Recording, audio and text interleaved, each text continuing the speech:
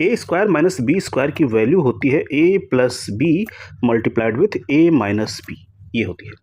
मगर ये होता कैसे, जरा हम इसको आज समझते हैं, प्रैक्टिकली समझते हैं। देखिए ए स्क्वायर मतलब हमारे पास एक कोई स्क्वायर लेते हैं, एक कोई अगर हम स्क्वायर ले लें, एक कोई हमने स्क्वायर ले लिया, ये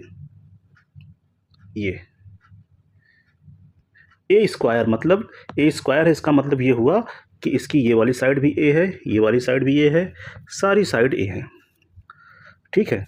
अब इसमें से कोई दूसरा स्क्वायर माइनस करना है, बी स्क्वायर। चलो एक छोटा सा स्क्वायर और ले लेते हैं, एक छोटू स्क्वायर है जो इसको हमें इसमें से माइनस करना है।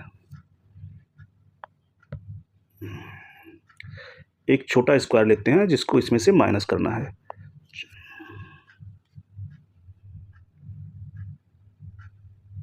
ये हो गया, ठीक है। हमें इसकी साइड कितनी, साइड इसकी साइड बी है, इसकी साइड कितनी, इसकी साइड बी है, तो ये बी हो गया। हमें ए स्क्वायर माइनस बी स्क्वायर निकालना है, मतलब ये ए स्क्वायर क्या है, बड़ा वाला स्क्वायर है, और बी स्क्वायर क्या है, ये छोटा वाला है। तो इसके अलावा बाकी ये जो बचा हुआ है उस पार्ट का हमें निकालना होगा एरिया।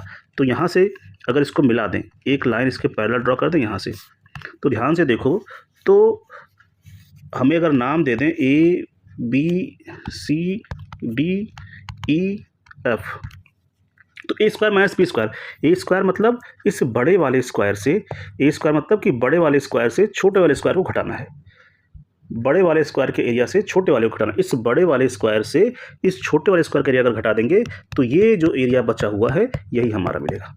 अब ये बचा हुआ एरिया कितना है, ये बचा हुआ एरिया कितना हुआ है, यहाँ से हम लिख सकते हैं A square minus B square equal to area of A B F E plus area of ये छोटा वाला कौन सा है,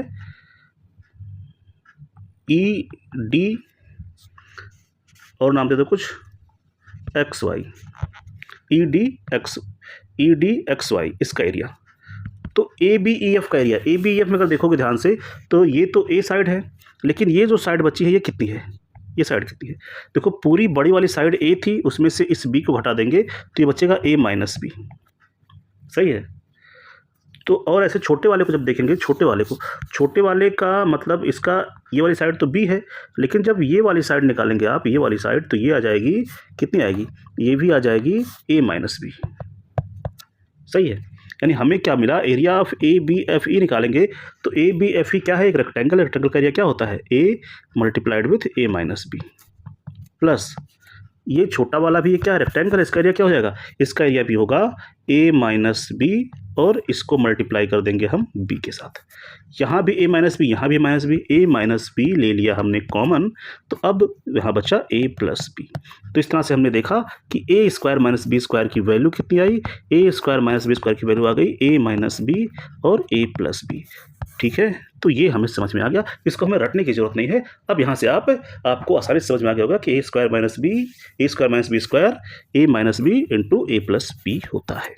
तो ऐसे ही वीडियो के लिए फॉलो करें अचूक मैथ्स को।